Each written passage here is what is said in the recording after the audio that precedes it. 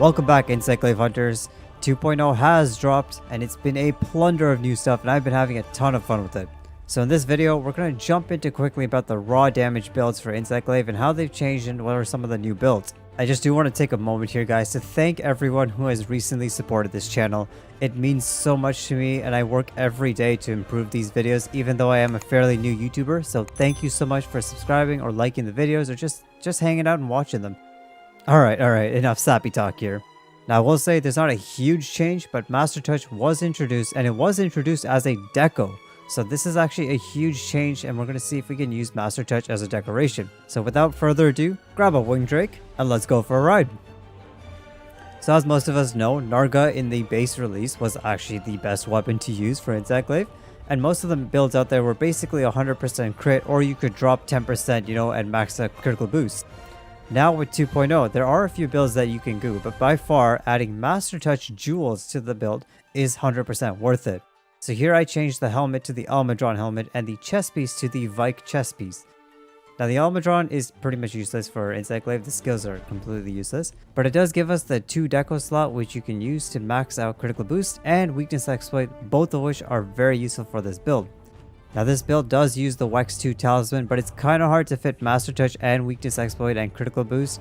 So this is kind of an endgame build where RNG is part of the process to get this Talisman. Although if you want alternatives, I mean there are 2 attack decos on this build, so if you have an attack 2 Talisman, put that on, take those jewels off, and then you can put the Wex jewels on your build. That's the beauty of 2.0 now, that we have flexibility with our builds, so it's great to see that we can use other talismans to make this build.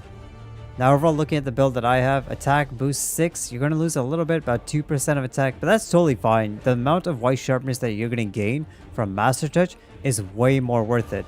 For those of you who aren't aware, white sharpness is actually a multiplier of 1.3 times raw damage.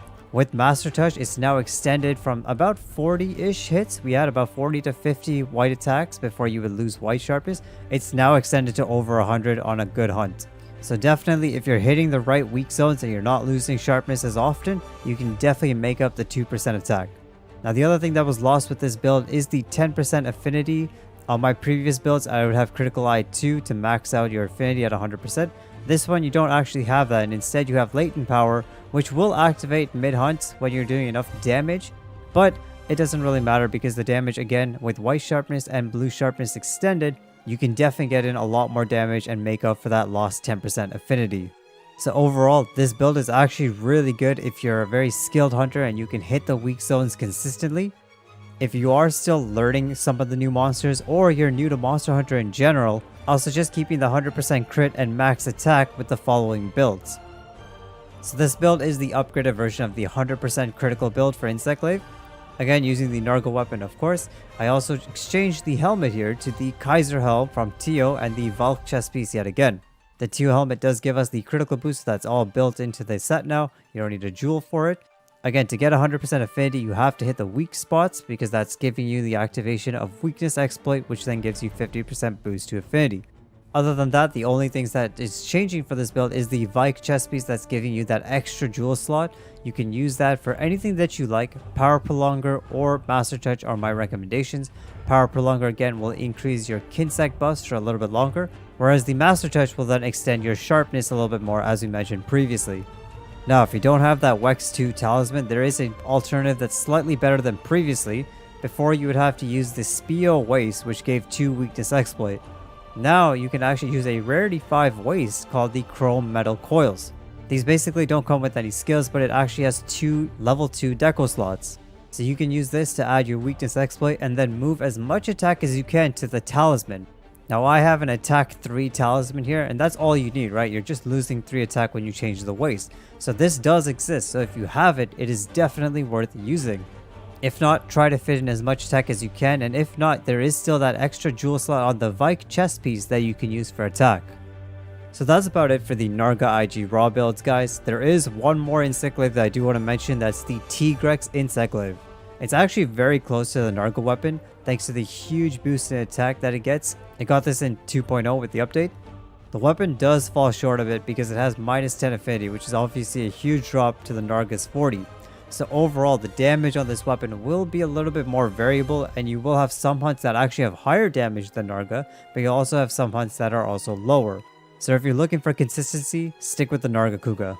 In terms of builds, any of the previous builds I just mentioned will work with the Tigrex. Again, it depends on your playstyle, so just swap out the weapon.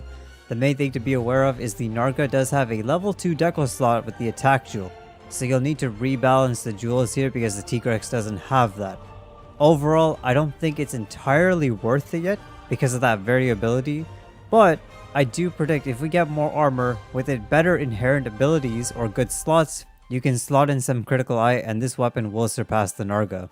So again, this is the build that I came up with. I don't have a really good charm. I think to make Tigrex work right now with the builds that we have, you need a really good charm, like a really god tier charm. Something that can take your weakness exploit and maybe some attack off the build so that you have level 2 slots to fit in critical eye.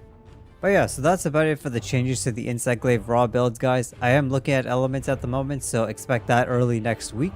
And that's about it. Thank you guys so much for watching. I hope you guys have a wonderful weekend. Again, if you'd like to hunt with me, come hang over with me on Twitch or join the Discord. We'd be happy to have you. If not, we'll see you in the next one, guys. Stay safe, be happy, and keep hunting. Scott said, stays out.